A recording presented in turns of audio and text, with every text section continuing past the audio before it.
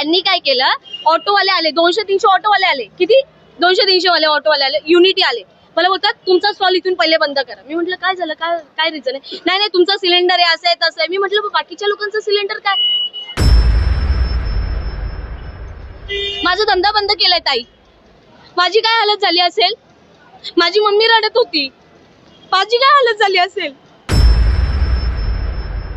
KDMC वाला आला, माझ्याकडे पूर्ण व्हिडिओ प्रूफ सोबत. पाहिजे तर मी पण ते पण दाखवेल. ए तुझी गाडी तोडून टाकेल, गाडी काढीतून. मुलीशी बोलायची ही पद्धत आहे. मला काय बोलला एक मराठी माणूस, काय बोलला जेव्हा मी या रस्त्यावर आली, मला काय बोलतो 30 वर्षापासून मराठी माणूस झोपलेला का. यांना चिकनचा वास येतो, या गुजराती लोकांना चिकनचा वास येतो की चिकन विकते. यांना हे नाही कळलं की मुंबईमध्ये येणार तर तुम्हाला पैसे कमवायचे, ते बरोबर कळलं तुम्हाला. माझं नाव एकता भास्कर सावंत आहे. व्हिडिओच्या माध्यमातून तुमचं काय तुमचं मान्य होतं, तुम्ही काय तुमचं प्रॉब्लेम होता. परत बोला. काल तुम्ही एक व्हिडिओ व्हायरल केला, मनसेचे नेते या ठिकाणी आलेले, काय नेमकं कारण होतं. कारण असं होतं की मी ह्या रस्त्यावरती 2 वर्षापासून स्टॉल लावतीये. एक छोटासा स्टॉल आहे माझा. तर मी ह्याच जागेवर फक्त 4 ठिकाणी फिरली.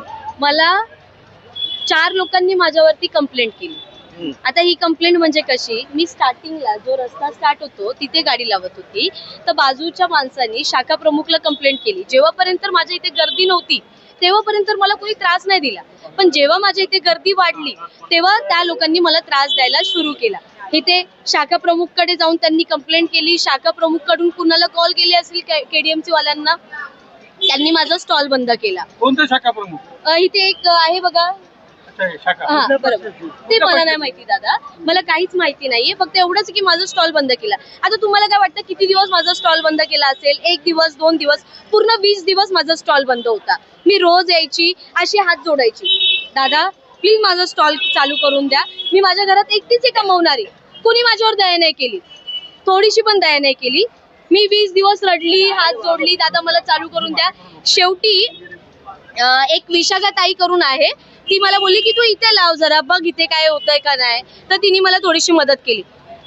इथे लावली गाडी, कुठे, इथे याच्या पाठच्या लाका. काहीतरी हिंदी माणसांनी काय केलं मी तुम्हाला सांगते. त्या दिवशी मी स्टॉल लावला, दुसऱ्या दिवशी परत आली स्टॉल लावायला. मला वाटलं की आता चला प्रॉब्लेम सॉल्व्ह झाला असेल. त्या हिंदी माणसांनी काय केलं, मराठीवाले जे ऑटोवाले, जे मराठीमध्ये हिंदी असतात, कळलं ना तुम्हाला, त्यांनी काय केलं, ऑटोवाले आले, 200-300 ऑटोवाले आले, किती 200-300 वाले ऑटोवाले आले, युनिटी आले. मला बोलतात तुमचा स्टॉल इथून पहिले बंद करा. मी म्हटलं काय झालं, काय रिझन आहे. नाही तुमचा सिलेंडर आहे, असं आहे तसं आहे. मी म्हटलं बाकीच्या लोकांचं सिलेंडर काय. हे जे रूल्स अँड रेग्युलेशन आहे ते मला फक्त लागू होणार का, बाकीच्या लोकांना लागू नाही होणार का. पालिकेने बाकीच्या लोकांवर कारवाई केली नाही केली ना. मी तुम्हाला तेच सांगते, मी मुद्द्यावरतीच येते. इथून माझा स्टॉल बंद केला मला घाबरवून. आता शेवटी एक जेव्हा मराठी माणूस येतो आपल्याला बोलायला, तर आपण मराठी माणसाचं ऐकणार की काहीतरी विचार करून बोलत असेल. पण नाही, कुणी कंप्लेंट केली, हिंदी माणसांनी कंप्लेंट केली. ऍक्शन कुणी घेतली, मराठी माणसांनी, ऑटोवाल्यांनी. संपली गोष्ट इथे. परत मग तिथून मी इथे आली. तुम्हाला काय वाटतं, रस्त्यावरती लोक पैसे घेत नाही, लोक पैसे नाही घेत.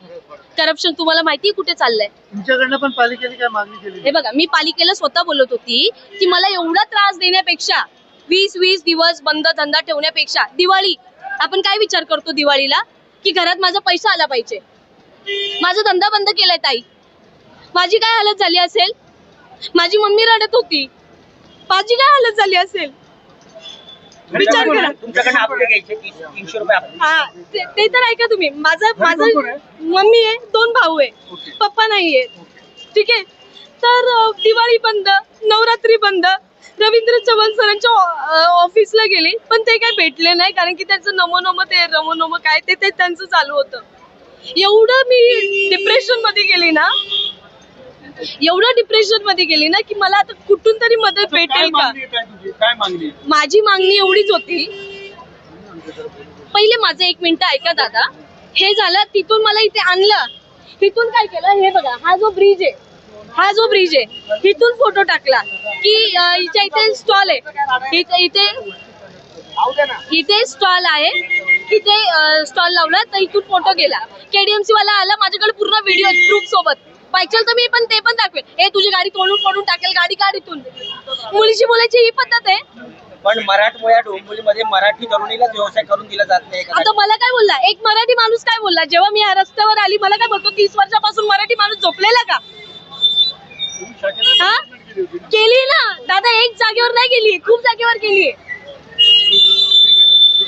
हा काय म्हणतं तुमचं? माझं म्हणणं काय मी मला काय बोलले परवा मी जेव्हा गेली 2 दिवसापूर्वी जे गेली मी वॉर्ड ऑफिसर कडे तर मला वॉर्ड ऑफिसर काय बोलतो की 150 मीटरच्या आत कुणी गाडी नाही लावायची 150 मीटरच्या आत कुणी गाडी नाही लावायची सिलेंडर आहे तुमच्याकडे स्फोट झालेत मी काय म्हंटल माझ्या बाजूला फ्रँकीवाला आहे त्याच्या बाजूला शोरमावाला आहे हिचा 2 वडापाववाले आहेत फ्रँकीचे 2 गॅस चालतात हे कुठून आले स्फोट माझ्याच इथे होईल तुमची आता मागणी काय ते सांगा. मला दादा आले दादानी खरंच मला खूप मदत केली अविनाश जाधव जे आहे ते आमच्यासारख्या माणसांसाठी उभे राहणार आहेत काल तुम्ही तर ऐकलंच असेल ते काय बोलले बरोबर ना मला काय बोलले इथे तू टपरी टाक बोलले इथे तू टपरी टाक दादा बघा माझ्याकडे पैसे नाहीयेत की टपरी मी लगेच उभं करेन मला कुठून तरी लोन घ्यावं लागेल कर्ज घ्यावं लागेल मग मी टपरी उभी करेल आणि मी टाकेल पायावर चाकू पडलाय घाबरून इथून फोटो काढेल का तिथून फोटो काढेल का पायावर चाकू पडलाय